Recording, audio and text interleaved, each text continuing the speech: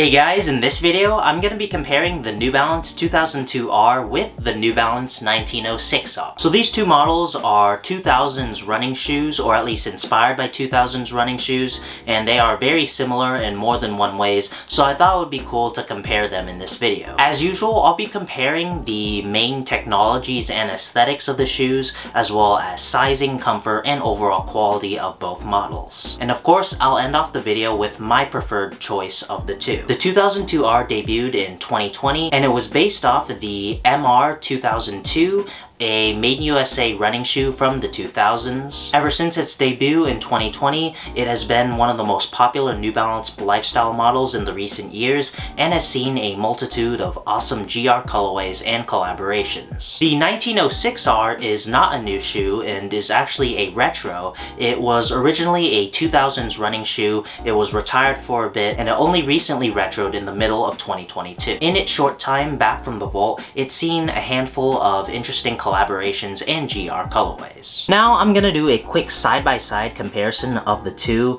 In terms of similarities, as you can probably tell, the midsole and outsole are exactly the same. The main differences come with the upper of both shoes. And even in the upper, for the most part, the overall silhouette is the same shape. In my opinion, the 2002R is a lot more simpler on its upper, whereas the 1906R has more unique designs and technologies utilized on the upper. The 2002R's end logo is just a simple end logo in various materials based on the colorway or collab, whereas the 1906R's end logo is actually attached to part of the lacing system, which New Balance calls N-Lock.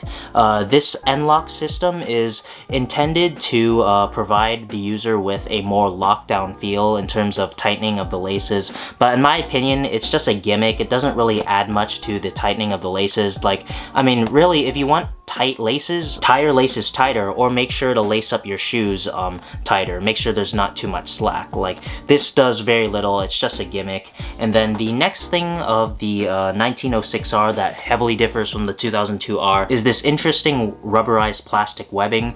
Some people thought this would have added more support or stiffness to the back heel area, but in reality it is pretty flexible. Like I said, it is rubberized plastic and not just hard plastic, and it doesn't make the heel area any harder than the 2002R's is in terms of structure, and it's mostly there just for aesthetics. With the short side-by-side comparison out of the way, I'll show you how they compare on feet.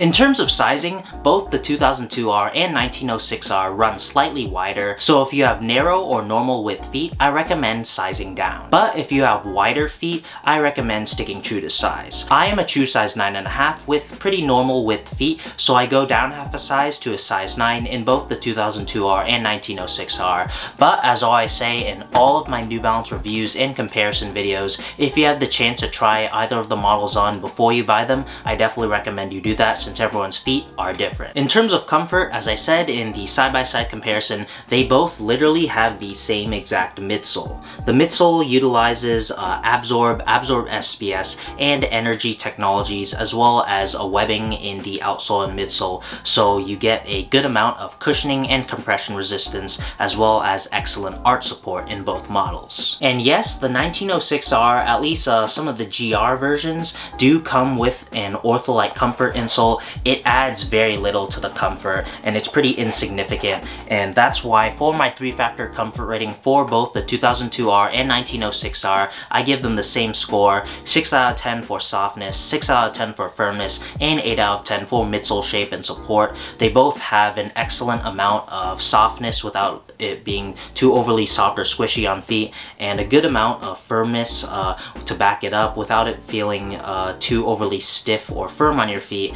and the midsole shapes are excellent, very supportive and comfortable. In terms of quality, of course, the quality will vary from colorway to colorway and collab to collab, but overall, in terms of these GRs right here, I could say the quality is good for the price. They retail, the 2002R usually retails for around $40, where the 1906R seems like it's gonna retail for around $150. I think they both have appropriate quality for the price, and both being made in Vietnam shoes. Of course, they're both not as good as the Made in USA and Made in UK models in quality, but they are cheaper and they are made in Vietnam, and I think they are good for that mid-range price. When it comes down to my pick of the two models, it has to go down to aesthetics, because they are both the same in terms of sizing and comfort, and so I choose the 2002R out of the two. And because of the aesthetics, I think the 2002R is a lot more simpler on the upper. I prefer a simpler upper with cool colorways and collabs that are louder or more unique